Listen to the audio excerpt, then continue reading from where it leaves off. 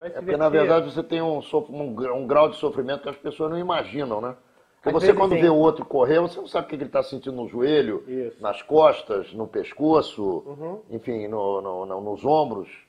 Às vezes sim, às vezes a gente está com mochila de 10 quilos nas costas, 12 quilos nas costas, tendo que correr, tendo que chegar num determinado ponto, e daqui a 2 horas, e você sabe que se você ficar só no trekking, você vai sair da prova. Então você começa a acelerar, começa a correr. Então está com sobrepeso, está aumentando o impacto, tem desgaste, tem sono, tem uma série de coisas que você precisa ir adaptando ali. E a yoga te dá um afastamento da realidade mental, Ou uma presença maior. depende do O que você tem entendimento. necessidade. O entendimento de como encaixar isso, de uma percepção corporal, um equilíbrio maior, até não um equilíbrio mental só, mas um equilíbrio físico mesmo, de você estar com a mochila, de você estar na bike e conseguir melhores respostas para um terreno mais acidentado. Então, como é um esporte multidisciplinar, cada coisa que você pega em diversos esportes, eles convergem para ali e te ajudam nas respostas que você precisa dar ao longo da prova. E a alimentação? A alimentação é muito diferente de quando eu estou em prova e quando eu estou em treinamento. Em prova, parece que você pode comer qualquer coisa, que você vira um destruidor de alimentos, o que aparecer você come.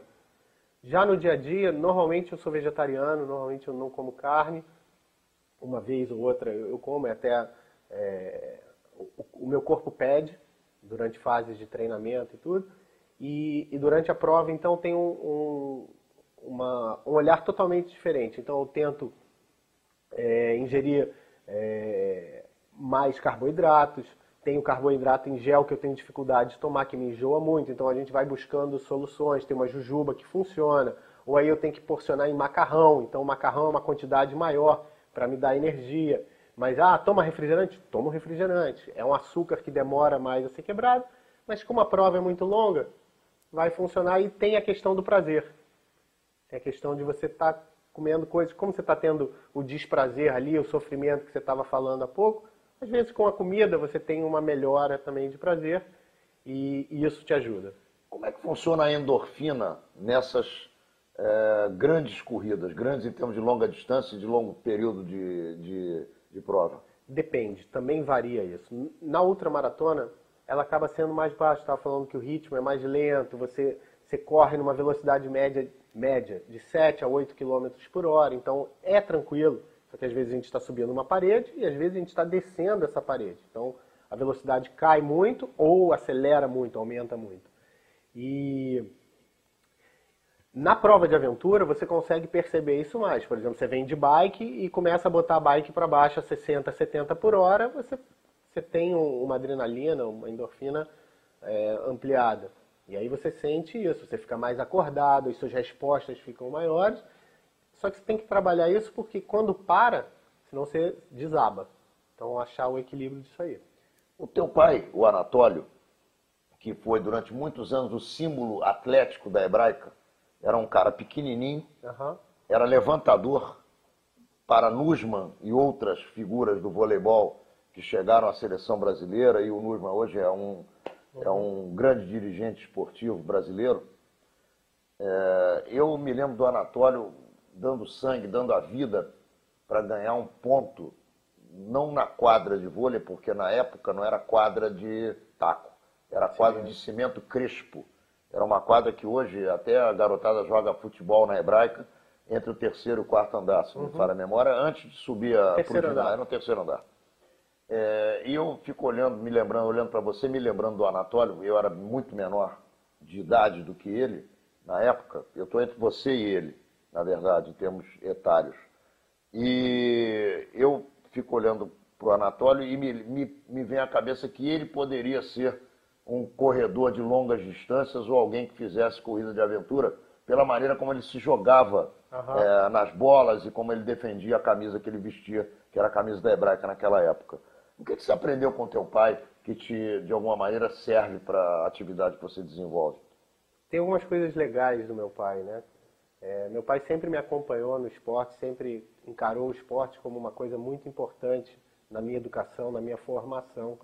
E desde moleque, quando eu comecei com escolinha de futebol e tal, depois vôlei, depois me tornando profissional de vôlei, então ele acompanhou isso muito de perto. Então essa presença dele, que naquela época às vezes era difícil, porque eu olhava para a arquibancada e estava lá meu pai, e às vezes eu queria era estar sozinho enquanto moleque.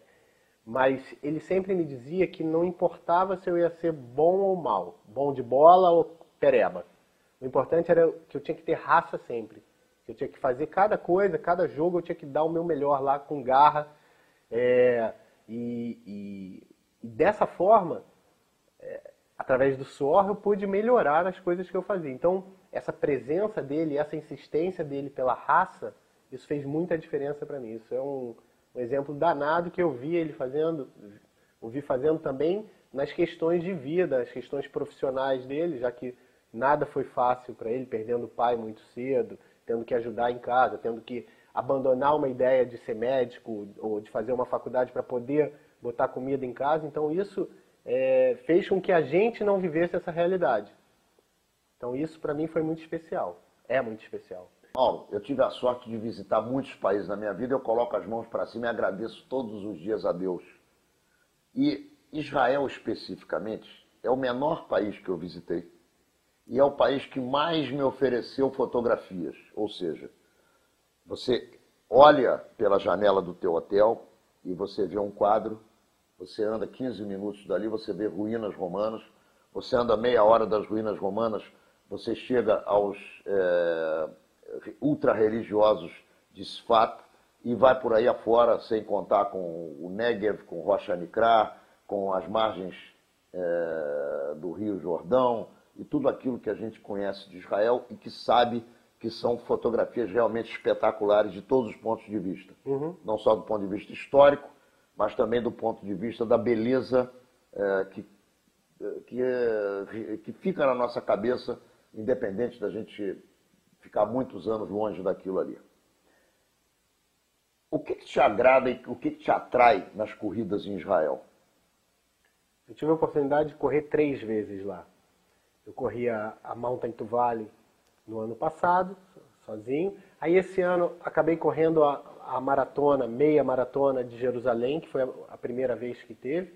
E logo em seguida, quase um mês depois, eu voltei para correr a ultra de novo de 210 quilômetros.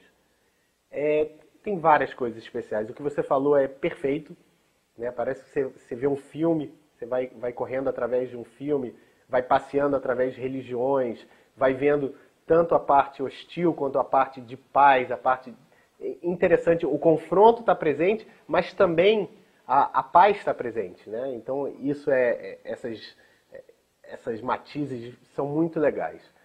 E tem uma irmã que mora lá, que é o maior barato. Então eu tenho 3 sobrinhos, meu cunhado. Esse ano eu tive a felicidade de ter meu sobrinho, o Alon, correndo comigo. Saiu para correr comigo, meu cunhado veio.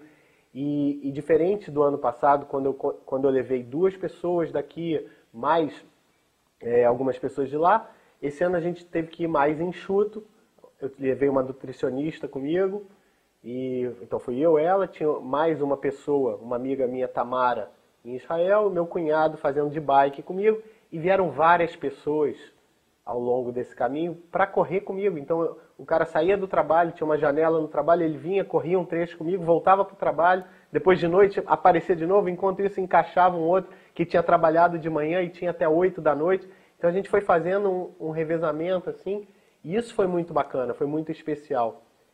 E eu acho que Israel, não só para a gente, enquanto judeus, enquanto cristãos e tal, muçulmanos mesmo, as pessoas que chegam ali, vindo de qualquer lugar, com qualquer fé, eles têm tudo para se emocionar. É isso que faz a diferença, porque aquele é um lugar muito intenso, muito emocionante mesmo.